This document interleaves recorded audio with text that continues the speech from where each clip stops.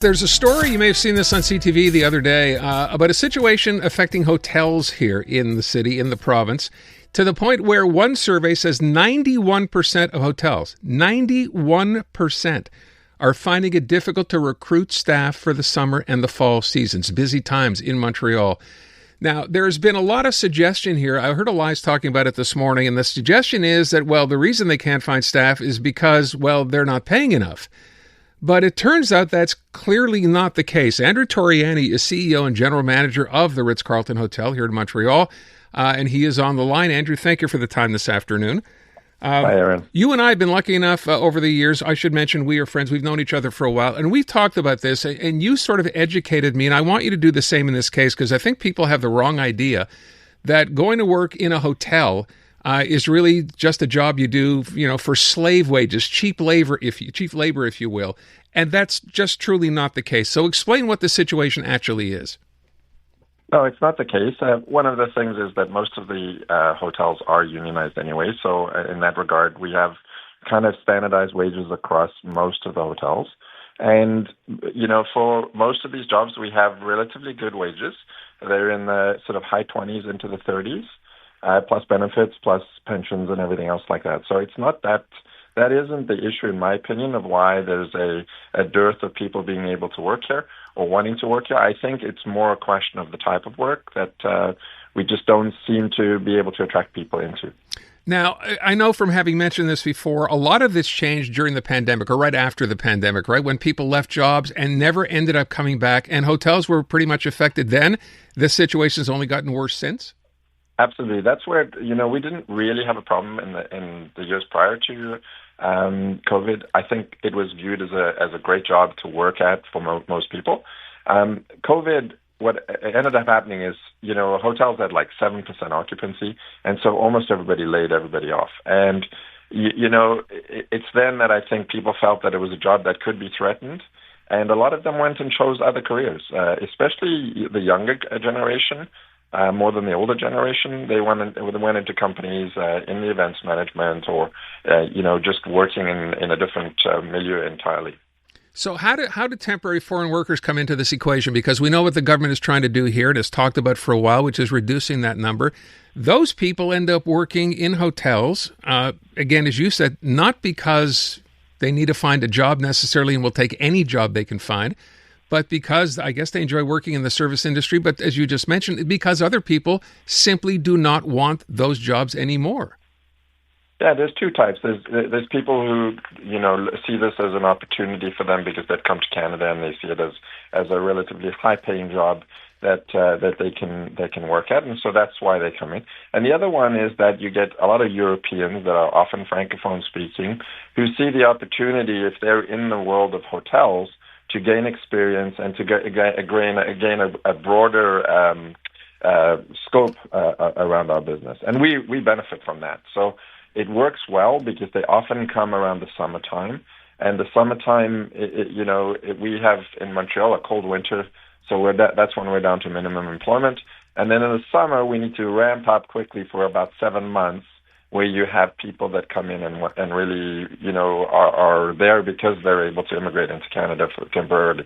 So what are you asking the government to do here in this case? I know this is the issue over temporary foreign workers. Clearly, the government knows we need these people. It's not just the hotel industry. We've had plenty of people here on the show who said, you know what, without these temporary foreign workers, my business may have to go under. I can't find anyone to work in the kind of jobs that I'm offering. Well, it's just that, at a point in time, you can cover these things with overtimes and things like that in the beginning. But over a longer period of time, it just doesn't work. And so at one point, you have to do things like close down some rooms, etc. So there's an economic impact overall. I also think we lose that reliability that we've had over the years of people like, French students who come from hotel school and work here 3 years. They start to look elsewhere in the planet, Australia and places like that.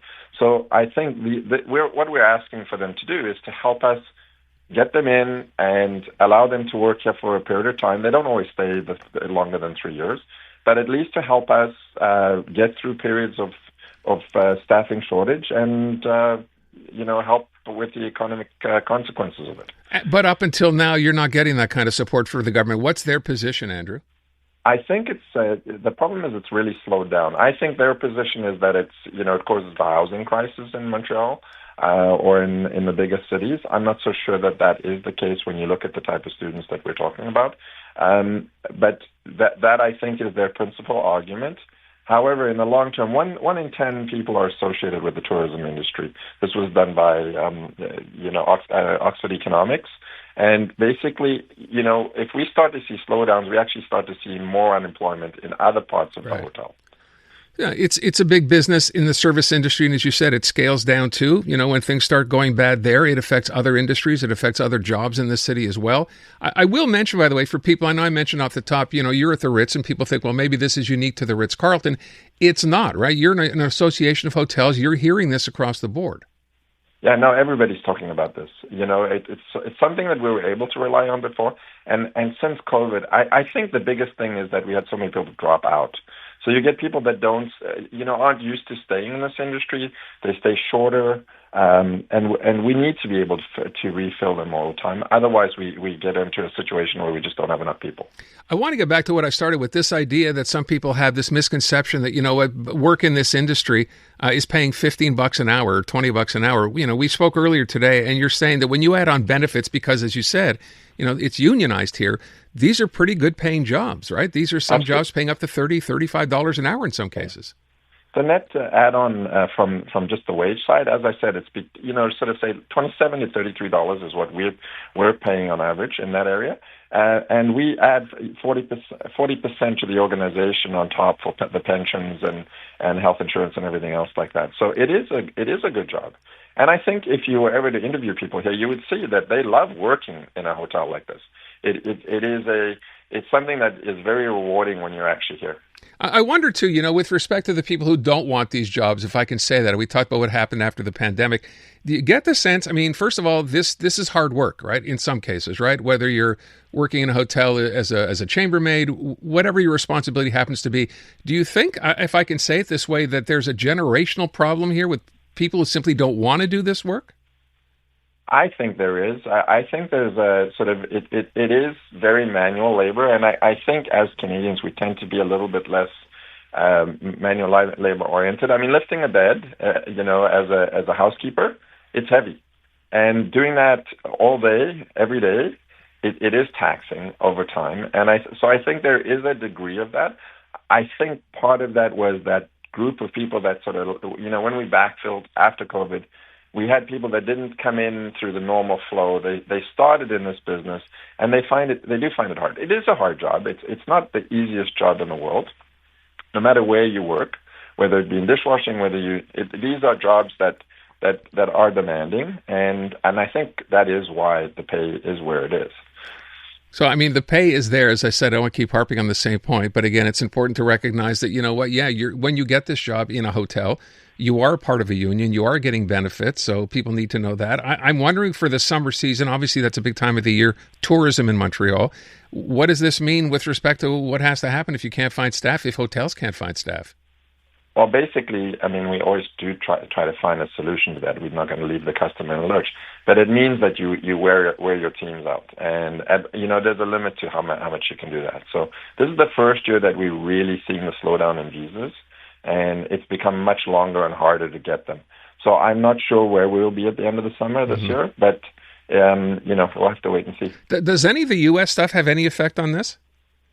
Like what's happening in the Trump administration with visas or anything like that has not been part of the problem? No, that hasn't really affected us so far. In fact, surprisingly, we're still seeing a relatively strong U.S. traffic that comes to Montreal in particular.